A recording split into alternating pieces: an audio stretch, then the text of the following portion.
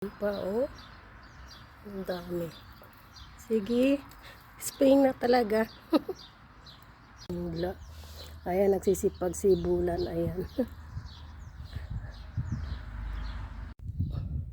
Simula na magsipag labasan po ang aking mga tulips. Ayan, malapit na. Isa-isa na po sila. Ayan po, nalinis ko na siya. Yung iba, tinanggal ko na. Meron pa rin konting mga weeds. Ayan, hindi ko matanggal. Yan po yung aking mga succulents na winter hardy. Ito po natanggal. Katatanim ko lang. Ito rin maganda. Ito kulay yellow. Ayan.